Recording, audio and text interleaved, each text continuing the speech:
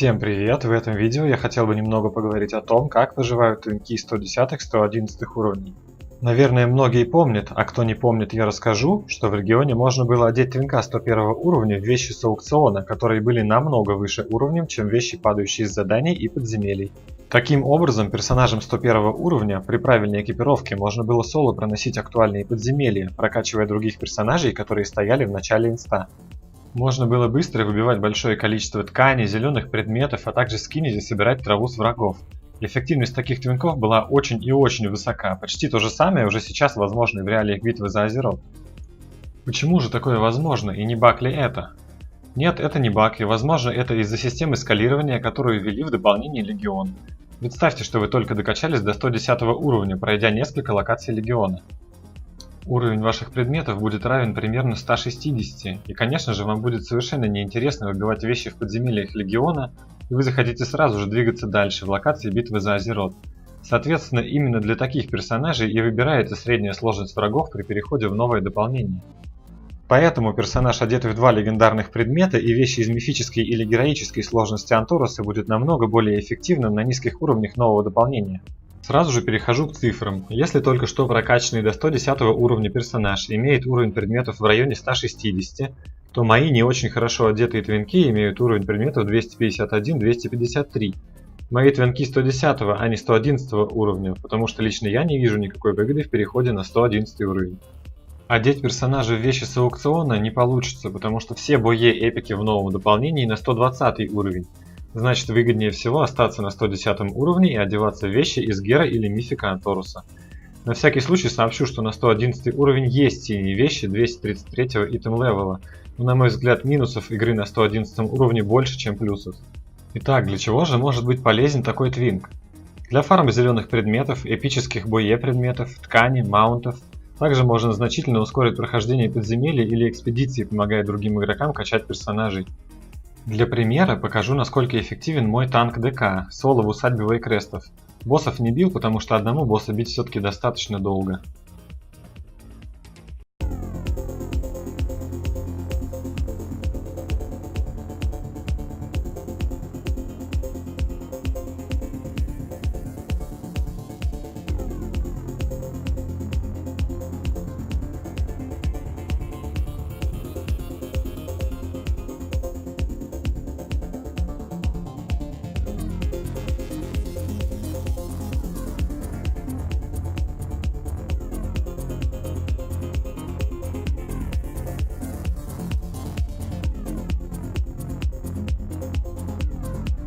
Теперь немного соло фарма за кота. Уточню, что все бои и маунты могут выпасть на 110 уровне.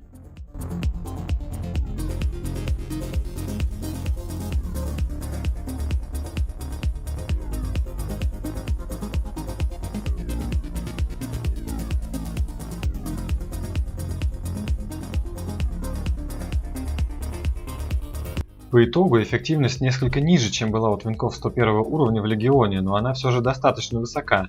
К тому же в этом видео я делюсь своим опытом. Вероятно, есть более удачные классы и спеки, которые при должной одетости смогут быстро проносить подземелья в нормальном уровне сложности полностью.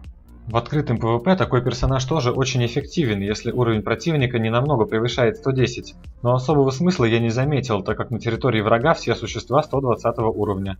Они постоянно атакуют, выбивают из незаметности и всячески мешают, и убить их сложно из-за промахов.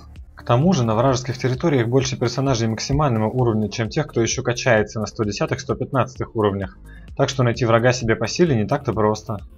Перейдем к подбору экипировки. Шея и первый кусок азеритовой брони 280 уровня получаются еще до того, как вы попадаете на новый континент. Их вам дает магний по квесту. Сразу предупреждаю, голову у магния лучше не брать, мы все равно ее заменим. Также грудь или плечи можно получить, выполняя квестовые цепочки, убивая равников, проходя подземелья. Голову мы получаем по квесту у тарталанов. Квест дается при открытии сундучков с сокровищами. По квесту нужно будет собрать 12 свитков с таких же сундучков, после чего можно сдать квест и получить голову. Аксессуары уже на ваше усмотрение. На мой взгляд, лучшим вариантом будет введение Авантула. Легендарный предмет, падающий только с последнего босса Анторуса, но его получить крайне сложно, падает он очень редко.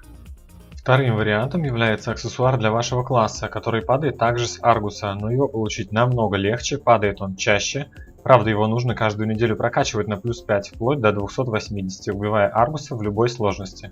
Как видите, у меня аксессуар с Аргуса не легендарный и даже не прокачанный до конца. А второй аксессуар вообще из подземелья Вольная Гавань, потому что я пока не получил ничего лучше. Оружие. Артефакт Легиона с реликвиями максимально возможного уровня. Это и мой вариант. Или же подойдет пушка с Агромара или Аргуса. Остальные вещи полностью на ваше усмотрение. Вам нужно выбрать 2 максимально эффективные для вашего стека легендарки, а остальные слоты можете заполнить вещами из Анторуса максимально возможного уровня. Теперь о том, как и зачем качать шею. Качать ее нужно хотя бы до того уровня, на котором откроются все 3 трейта ваших азеритовых доспехов. Хотя есть смысл качать и дальше, потому что каждый новый уровень азерита дает плюс 2 уровня предмета вашей шеи, что улучшает ваши показатели. Способов ее прокачки несколько. Во-первых, вы можете пройти все основные квестовые цепочки, в конце каждой из которых вам будут давать немалое количество азерита. Также вы можете ходить в случайные подземелья и даже участвовать в экспедициях. К слову, в экспедициях такой твинк показывает себя очень хорошо.